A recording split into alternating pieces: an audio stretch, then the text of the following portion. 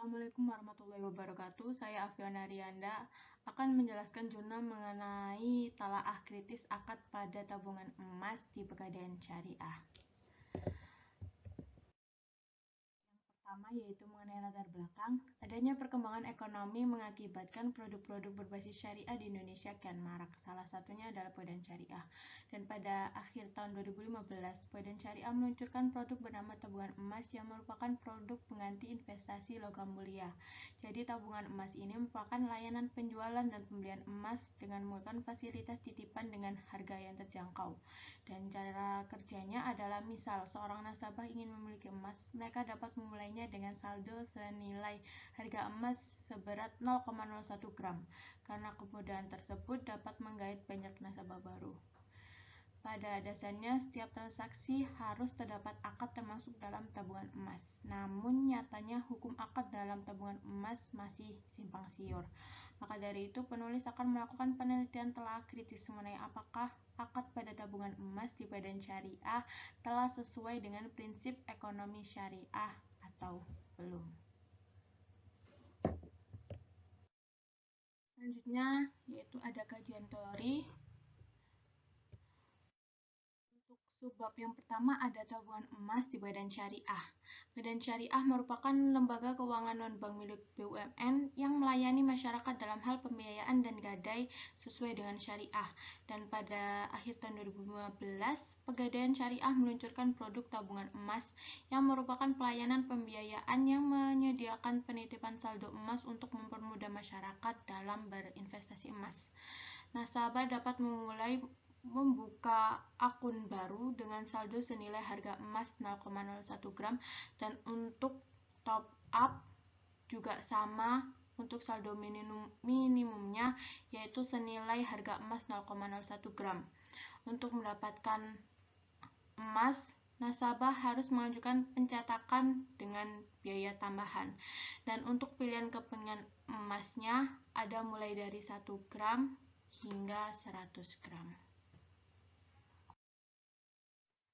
Subbab selanjutnya ada akad pada tabungan emas. Dalam tabungan emas terdapat dua jenis akad yang digunakan, yaitu ada akad murabahah dan akad wadiah. Akad murabahah ini merupakan akad yang digunakan untuk proses jual beli emas, termasuk dalam pemesanan hingga pencetakan emas. Selanjutnya ada akad wadiah yang merupakan akad yang digunakan dalam proses penitipan saldo setelah pengkonversian harga emas pada hari itu.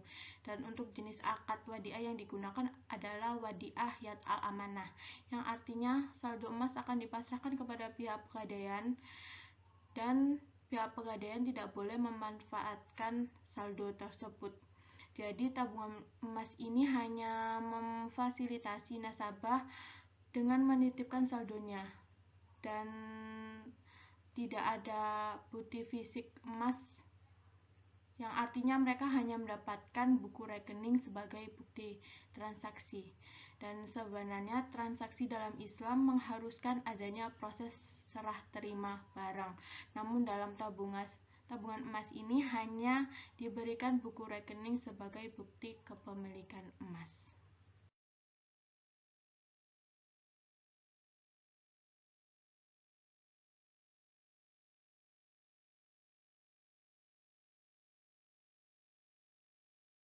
Selanjutnya yaitu mengenai metode penelitian. Metode penelitian yang digunakan dalam penelitian ini adalah pendekatan kualitatif dengan sifat penelitian deskriptif dan studi literatur. Dan untuk tahapan dari penelitian ini yaitu yang pertama, melakukan pengumpulan data, dan yang kedua, melakukan penyajian data berupa deskripsi, dan yang ketiga yaitu mengambil kesimpulan atau melakukan verifikasi. Selanjutnya yaitu ada hasil dan pembahasan. Pembahasan pertama mengenai tabungan emas pada Pegadaian Syariah. Dari 9 jurnal yang didapatkan, terdapat 5 jurnal serta observasi langsung bahwa dalam tabungan emas terdapat dua jenis akad yang digunakan, yaitu ada akad murabahah untuk proses jual beli emas dan ada akad wadiah yang digunakan saat proses penitipan saldo setelah pengonversian harga emas pada hari itu. Yang ada akad murabahah pada tabungan emas di Pegadaian Syariah. Dalam tahap ini, nasabah hanya akan mendapatkan buku rekening yang berisikan catatan saldo sebagai bukti hak milik nasabah, atau bisa dianggap bahwa dalam tahapan ini terjadi proses penyerahan barang yang menjadi salah satu syarat syah akad murabahah. Namun dalam penerapannya, tabungan emas ini masih merujuk pada ketidaksyariahan dalam proses akadnya, atau bisa disebut dengan transaksi gharar, sebab tidak ada kejelasan mengenai wujud asli emas dalam transaksi. Selain itu, di dalam tabungan emas ini juga terdapat maisir atau perbedaan harga jual dan beli. Dan tabungan emas ini juga melakukan pembayaran emas yang dicicil, yang menyebabkan termasuk dalam riba.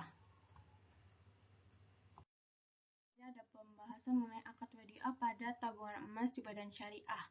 Akad wadiah ini merupakan akad yang digunakan untuk proses penitipan saldo setelah pengonversian harga emas. Dan jenis akad wadiah yang digunakan adalah akad wadiah yad al-amanah, yang artinya saldo emas tersebut dipasrahkan kepada pihak pegadaian untuk dijaga dan tidak boleh dimanfaatkan. Dalam akad ini tidak mengandung riba sebab mereka hanya diamanahkan untuk menjaganya. Dan berdasarkan hasil penelitian tersebut bahwa akad murabahah pada tabungan emas masih menjadi permasalahan yang harus disikapi secara serius. Berikutnya yaitu ada kesimpulan dari penelitian tersebut. Yang pertama, ada tabungan emas ini merupakan pelayanan pembiayaan yang menyediakan penitipan saldo emas untuk mempermudah masyarakat melakukan investasi emas. Sehingga dalam tabungan emas ini menggunakan dua jenis akad, yaitu ada akad murabahah yang digunakan untuk proses jual beli emas, dan ada akad wadiah untuk proses penitipan saldo. Akad murabahah pada tabungan emas ini termasuk ke dalam akad yang bermasalah atau bisa dikatakan tidak sah, sebab proses yang seharusnya menjadi syarat sahnya transaksi tidak terjadi dalam tabungan emas. Dan untuk akad wadiah dalam tabungan emas sudah sesuai dengan ketentuan dari akad wadiah, yang artinya pihak penjaga tidak memanfaatkan saldo tersebut. Sekian penjelasan dari saya. Mohon maaf jika ada salah kata. Wassalamualaikum warahmatullahi wabarakatuh.